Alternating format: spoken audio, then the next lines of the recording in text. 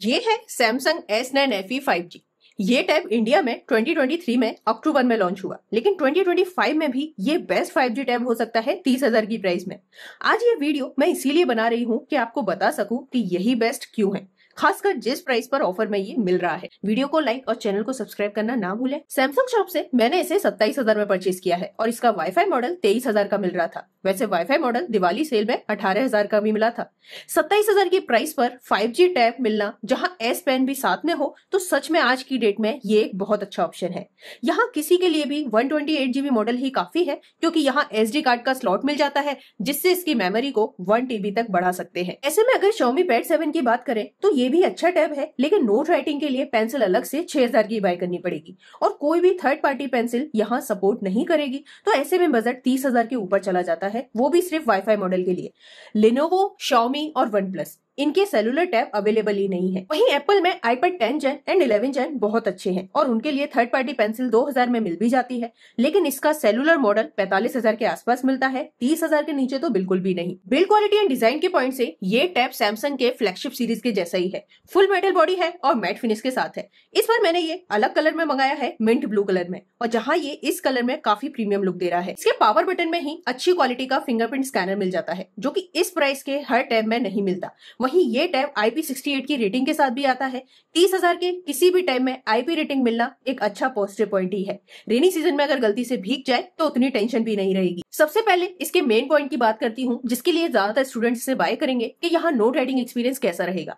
तो यहाँ इसके S पेन को सैमसंग नोट और गुड नोट ऐप दोनों पर ही राइटिंग के लिए यूज कर सकते हैं। यहाँ इसके नोट ऐप में हमें नोट्स प्रिपेयर करने के लिए काफी सारे फीचर्स मिल जाते हैं, जो हर किसी टैब में नहीं मिलते, जिसमें कि पेन का सपोर्ट होता है। Xiaomi और Lenovo के टैब दोनों में ही पेन का सपोर्ट है, लेकिन उसमें नोट राइटिंग के लिए थर्ड पार्टी एप्लीकेशन डाउनलोड करनी ही पड़ेगी, क्योंकि उनके अपने ऐप बहुत ज्यादा अच्छे नहीं है। यहाँ इस पेन के बटन को प्रेस करके हम इसे इरेजर की तरह भी यूज कर सकते हैं, बिना इरेजर को सेलेक्ट किए।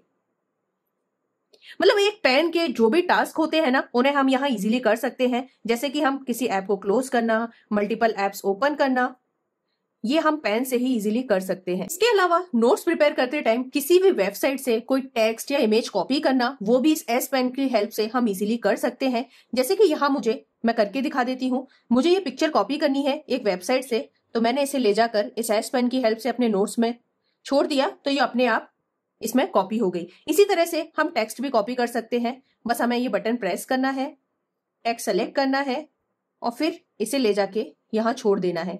अब हम इस टेक्स्ट में भी अपनी पसंद से जो हमें राइट करना है वो राइट कर सकते हैं।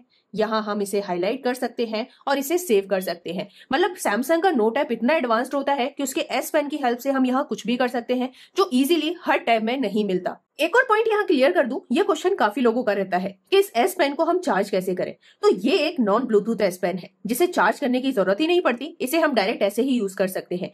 FE मॉडल के जो S पेन होते हैं वो चार्जेबल नहीं होते। बाकी इसके S पेन को हम ऑफ स्क्रीन भी यूज कर सकते हैं, जैसे कि जब कभी हम जल्दी में होते हैं और हमें जल्दी में कोई नोट प्रिपेयर करना है या फिर कुछ इंटरेस्टिंग अपना लिखना है इंपॉर्टेंट, तो बस हमें इस बटन को स्क्रीन पर 2 बार प्रेस करना है। यहाँ एक स्क्रीन मेमो ओपन हो जाएगा, फिर हम यहाँ कुछ भी लिख सकते हैं जो हम चाहें।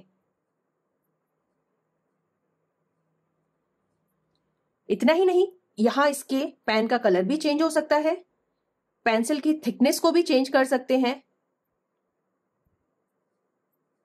और यहाँ इरेजर भी मिल जाता है। और फिर इसे लिखने के बाद हम इसे सेव कर देंगे और सेव करने के बाद हम इसे डायरेक्ट सैमसंग नोट्स में देख सकते हैं। यहाँ इसके नोट ऐप में ही हमें वॉइस रिकॉर्डिंग का भी फीचर मिलता है।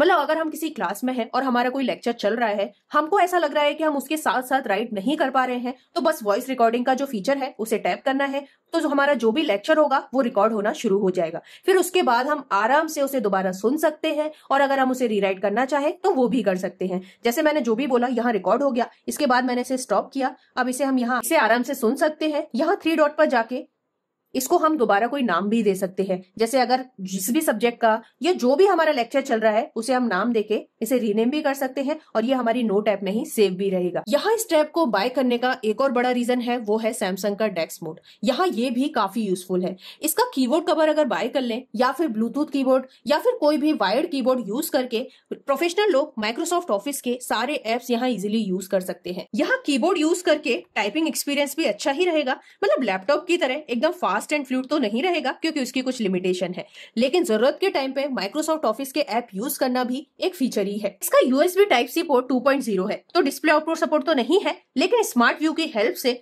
ब्लूटूथ वाले मॉनिटर पर या फिर टीवी पैनल पर कनेक्ट किया जा सकता है और बड़ी स्क्रीन यूज की जा सकती है। जिसे डिस्प्ले आउटपुट सपोर्ट और पावरफुल प्रोसेसर चाहिए उनके लिए टैब S9 बेस्ट रहेगा। ये टैब 5G कनेक्टिविटी के साथ है, तो यहाँ 5G के नेटवर्क काफी अच्छे आ रहे हैं। मैंने यहाँ एयरटेल की सिम यूज की है, जब से मैं इसे यूज कर रही हूँ यहाँ 5G नेटवर्क काफी अच्छे से वर्क कर रहा है। नेटवर्क बिल्कुल भी फ्लक्चुएट नहीं हुआ कि बीच में 4G हो रहा हो फिर 5G हो रहा हो, यहाँ प्रॉपर 5G नेटवर्क ही चल रहा है। यहाँ कॉलिंग और वीडियो कॉलिंग पर नेटवर्क का कोई इशू नहीं हुआ। यहाँ हमें कॉल रिकॉर्डिंग का भी फीचर मिल जाता है, जो कि बहुत से लोगों को चाहिए होता है, पता नहीं क्यों। और इतना ही नहीं, इसमें जब हम किसी से कॉल कर रहे हैं तो इसकी कॉलिंग स्क्रीन को पॉपअप व्यू में कहीं भी ओपन करके और भी टास्क किए जा सकते हैं, जिससे हमारा कॉल भी चलता रहेगा और दूसरा कोई वर्क भी होता रहेगा। कभी क्लास लेते टाइम या मीटिंग लेते टाइम वाईफाई वर्क नहीं कर रहा, तो ऐसे में ये 5G मॉडल काफी यूजफुल रहेगा। यहाँ इसे बार बार फोन के हॉटस्पॉट से कनेक्ट करने की जरूरत भी नहीं है। यहाँ डिस्प्ले 10.9 इंच की है, जो कि एक LCD पैनल में है। यहाँ मैं एक पॉइंट क्लियर कर देती हूँ कि ये पैनल कोई सा भी हो, लेकिन इसकी क्वालिटी बहुत अच्छे लेवल की है। यहाँ YouTube पर 4K वीडियोस अच्छी क्वालिटी में देखने को मिल जाएंगे। साथ ही अच्छी क्वालिटी के डुअल स्टीरियो स्पीकर्स हैं, तो साउंड क्वालिटी भी बहुत अच्छी है। यहाँ इसकी पावर आज के कॉम्पिटिशन के हिसाब से थोड़ी कम है। प्रोसेसर की वजह से काफी लोग इसे क्रिटिसाइज करते हैं। यहाँ सैमसंग ने Exynos 1380 प्रोसेसर यूज किया है। मैं ये नहीं बोलूंगी कि ये बहुत ज्यादा पावरफुल प्रोसेसर है, लेकिन यहाँ ये प्रोसेसर टैब के लिए काफी ऑप्टिमाइज्ड है। इसका AnTuTu स्कोर लगभग 5 लाख के आसपास है, जिससे डे टू डे लाइफ में जो भी टास्क होंगे ये इसे इजीली हैंडल कर सकता है। जैसे कि यहाँ मल्टीटास्किंग करना भी काफी इजी रहेगा। हम इजीली यहाँ मल्टीटास्किंग भी कर सकते हैं और मल्टीटास्किंग करके यहाँ हम अपने नोट्स भी प्रिपेयर कर सकते हैं। ये गेमिंग टैबलेट नहीं है, तो गेमर्स तो इससे दूर ही रहें। अगर आप गेमर हैं और कभी कभार ही पेन की जरूरत पड़ती है, तो ये टैब आपके लिए बिल्कुल नहीं है। गेमर्स के लिए Xiaomi Pad 7, OnePlus Pad या फिर Lenovo Pad अच्छी चॉइस रहेगी, जहाँ पावरफुल प्रोसेसर मिल जाता है। अब प्रोसेसर इतना पावर हंग्री नहीं है, तो यहाँ बैटरी लाइफ भी अच्छी ही मिलेगी। यहाँ 8000 mAh की बैटरी कैपेसिटी है और इस टैब को 45 वॉट की चार्जिंग का सपोर्ट है, जिससे ये 1 घंटे में फुल चार्ज हो जाएगा। तो सिंगल चार्ज में इसे 1 दिन तो आराम से यूज किया ही जा सकता है। ये टैब Android 13 पर बेस One UI 5 के साथ लॉन्च हुआ था। फिलहाल यहाँ Android 15 का अपडेट मिल चुका है और One UI 7 पर ये रन कर रहा है।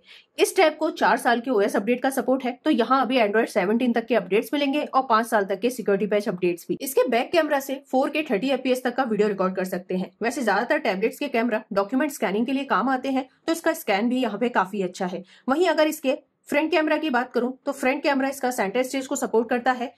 अगर आप कहीं भी मीटिंग ले रहे हैं या फिर क्लास में हैं, तो ये आपको वीडियो के सेंटर में ही रखेगा। बाकी इसकी क्वालिटी आप देख सकते हैं। अगर आपका पेन का यूज नहीं है, तो Xiaomi Pad 7 या फिर Lenovo Idea Tab Pro के साथ भी जा सकते हैं। मैंने ये टैब वीडियो बनाने के लिए ही परचेस किया था। अब इसे सेल भी करना है, तो जो भी इंटरेस्टेड है मुझे मेल कर सकते हैं और कोई भी क्वेरी है तो कमेंट्स में पूछ सकते हैं। वीडियो को लाइक और चैनल को सब्सक्राइब करना ना भूलें। वीडियो पूरा देखने के लिए धन्यवाद एंड टेक केयर।